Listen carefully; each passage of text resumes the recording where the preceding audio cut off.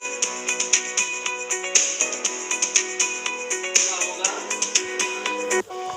वाले 5 साल के साथ-साथ हमारे देश का भविष्य कैसा होगा उसका भी फैसला लेना है। जहाँ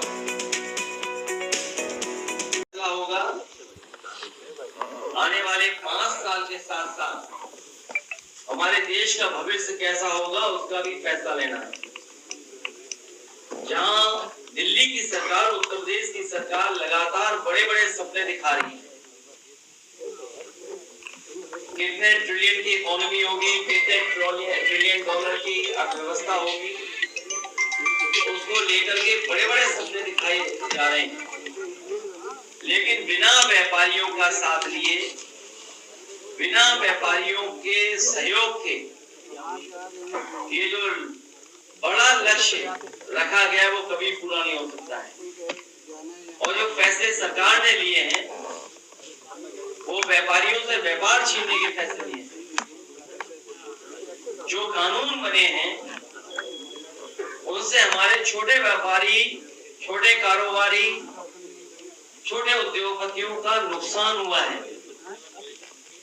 नोटबंदी, जीएसटी और जिस तरीके से सरकार ने दबाव बनाया है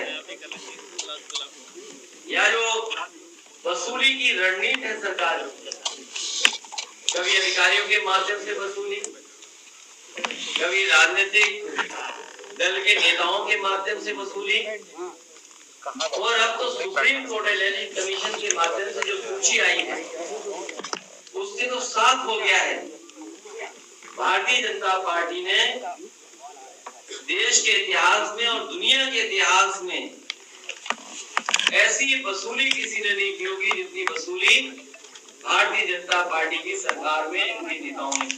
जिन नौजवानों का भविष्य अंधकार में चला गया, ऐसे 60 लाख लोग हैं नौजवान। अगर 60 लाख बच्चों का ही हम भविष्य की चिंता करें और यही इनके परिवार अगर इनके खिलाफ हो गए तो भारतीय जनता पार्टी का उत्तर प्रदेश से सफाया हो जाएगा।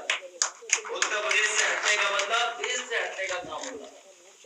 60 लाख बच्चों की अगर परिवार के 2 सदस्यों को ही जोड़ ले, माँ बाप को, 3 गुणा 60 लाख, 1 करोड़ 80 लाख,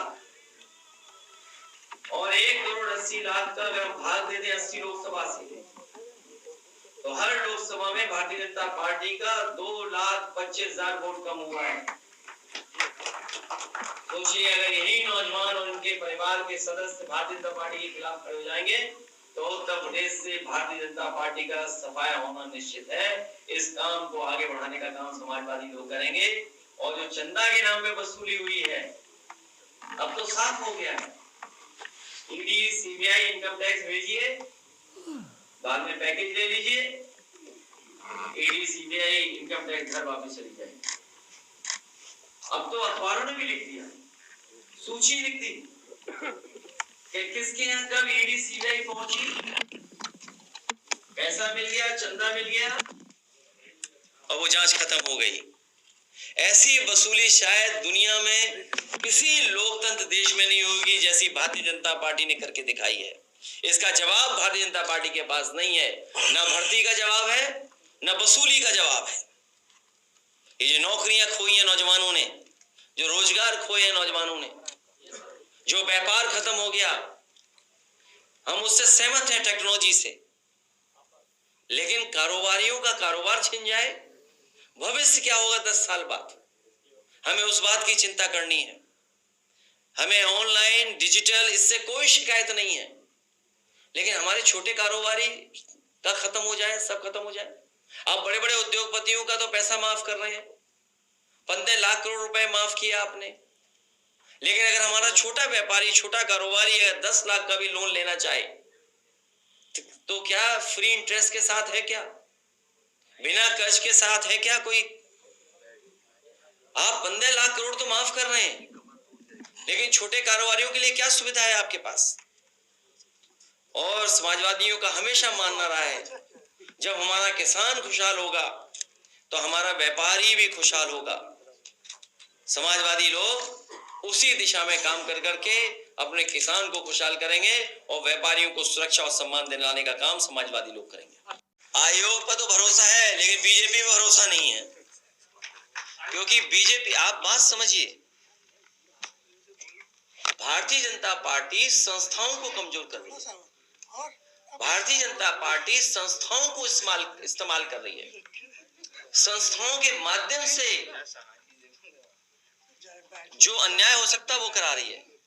किसी भी सरकार की जिम्मेदारी बनती है कि संस्था कमजोर ना हो। जितनी संस्थाएं मजबूत होंगी उतना ही हमारा लोकतंत्र मजबूत होगा।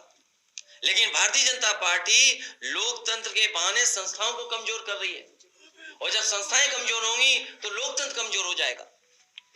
आप देखिए, समाजवादियों ने 18,000 ऐसे लोग जो डिलीट कर दिए गए थे, डिलीटेड सूची में डाल दिया था उनका वोट, एफिडेविट के साथ दिया कि हाँ वो जिंदा है, उन्होंने वोट डाला था। इलेक्शन कमीशन ने एक भी आरोप पे कार्रवाई नहीं की, एक भी चुनाव में जो अधिकारी जिम्मेदार होते हैं उन पे कार्रवाई नहीं की। और बहुत सारे ऐसे अधिकारी हैं जिनकी सूची पार्टी समय समय पे दे रही है। केवल एक अधिकारी के हटने से कोई परिवर्तन नहीं आएगा। उस अधिकारी ने या उस सरकार के माध्यम से जो अधिकारी वर्षों से बैठे हैं, जो चुनाव में धांधली करने के लिए बैठे हैं, जिन्होंने अभी जो चुनाव हुआ था मेयर का, टाउन एरिया का, नगर निकाय के चुनाव में धांधली की थी, वो लोग अभी भी जमे हुए कई जगह पर। उन्हें प्रैक्टिस हो गई है कि कैसे बेईमानी करनी है, उन्हें प्रैक्टिस है कैसे दबाव बनाना है। इसीलिए मैंने कहा कि संस्था कमजोर होगी तो लोकतंत्र कमजोर होगा।